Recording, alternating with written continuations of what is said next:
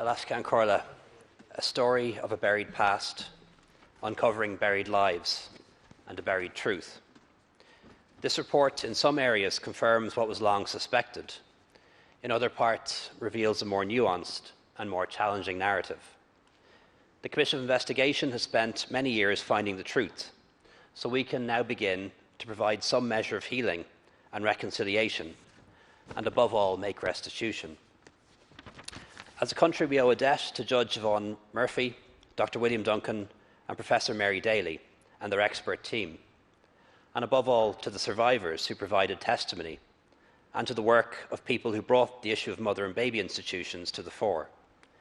A special mention must be made of Catherine Corliss, whose painstaking scholarship and humble compassion lit the candle that allowed us to reopen and read this dark chapter of our history.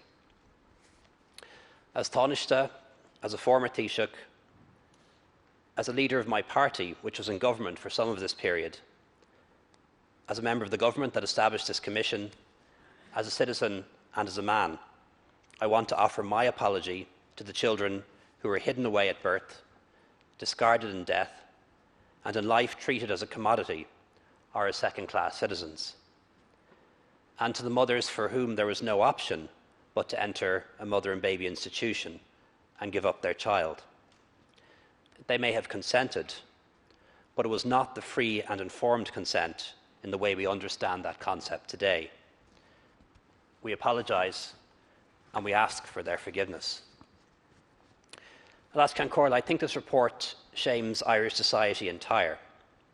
Women pregnant outside of marriage, some very young, some victims of rape, were not supported by their families, community, or the father of the child. They turned to the church and state for refuge, and while they got refuge, it was a cold and often cruel one. Let there be no doubt, church and state ran these homes together, operating hand in glove, equally culpable, and did so with the full knowledge and acquiescence and even support of wider society. Church and state reinforced social prejudice and judgment when they should have tried to change it. Let's not forget that illegitimacy was not a social prejudice. It was the law of the land, a law passed in 1931 in this House by our forebears, and as was often the case in those days, a law very much guided by the Catholic social teaching of the day. For too many years, Ireland was a cold house for children born outside of marriage, and this report exposes the chilling consequences of such a mindset. Too many children were seen as a stain on society, but the truth is, it was our society that was deeply stained. And as the report shows, this was a stifling, oppressive, and deeply misogynistic culture, a cold house for most of its people, for most of its existence. It's shocking to read that more than 9,000 babies died in these institutions. I dare not call them homes. But in some ways, it's more shocking that this is not a revelation. The statistics were known at the time. It was known that children in mother and baby institutions were more likely to die in infancy than other children, including other children born outside of marriage. There was no public outcry, no cabinet members for the first 50 years, no Dáil debates or motions, few media inquiries or interest. They were seen as second-class citizens, lesser mortals to be treated as such, perhaps for their whole lives, solely due to the circumstance of their conception and birth. It was a conspiracy of shame and silence and cruelty. Reading the report, I have to say I particularly felt for the children who were boarded out.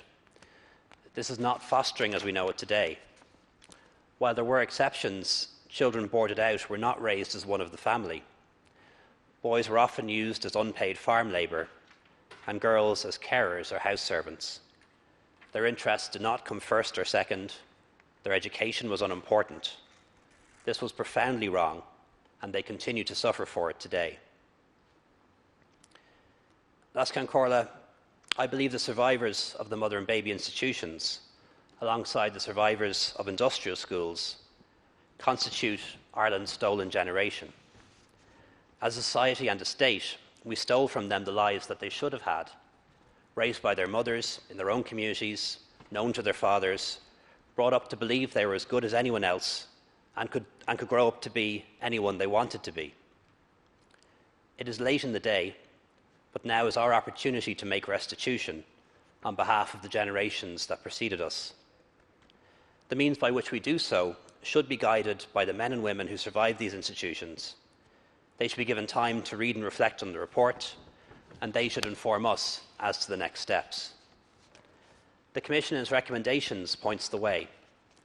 As the Taoiseach said, a formal state apology, appropriate memorialisation, better access to health services and counselling and housing, access to records and information about themselves, including their birth cert and medical records, financial reparations, a repository to archive all of the documents relating to these residential institutions so further study can be done, assistance with advocacy, and of course we should not forget the survivors now living overseas and in Northern Ireland, where inquiries are now just beginning.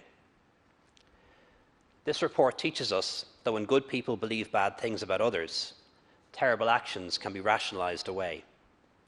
There are lessons here for us as a society and as a state, and a meaningful response has to go beyond denouncing the horrors of the past from the safety of the present.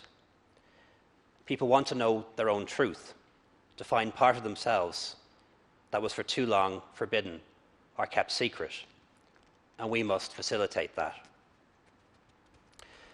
The Commission was an excavation into our past, and has succeeded in uncovering part of our collective history and heritage. What we know now is compelling and crying out for resolution, and as a government we will do what we can to provide it. Today is a day of atonement when we express our horror and sorrow at the story of Ireland told in this report, when we promise to do right by those who suffered. But I do believe in doing so, we should not lose sight of that hopeful story that's also told in the Commission's report. It tells a story of a country that has changed and progressed, that's far from perfect, but has got kinder and better and more compassionate, more loving and less judgmental and less misogynistic as the years passed. The flatlets and houses of the 1980s and 1990s were very different to the mother and baby institutions of the 50s and 60s, and the county homes and the workhouses that preceded them. The Commission tells a story of enormous change. This is a story of social progress as the years and decades moved on.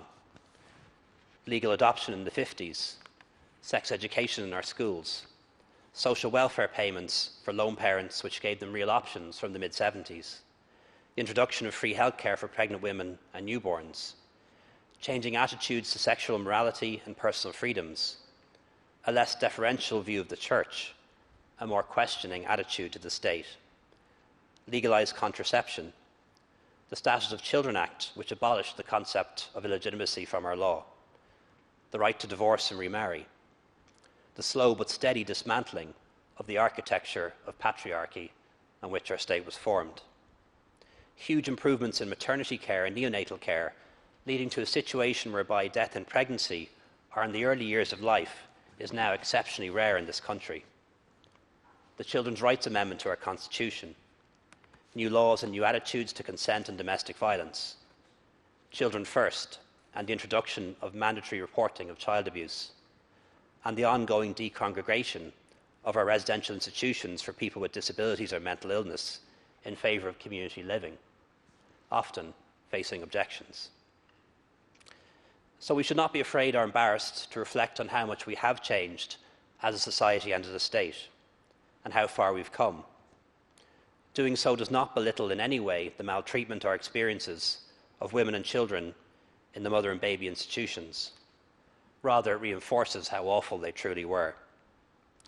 And the fact that today's standards are better is not an excuse for the poor standards of the past, and nor should we think that today our standards are good enough for the future.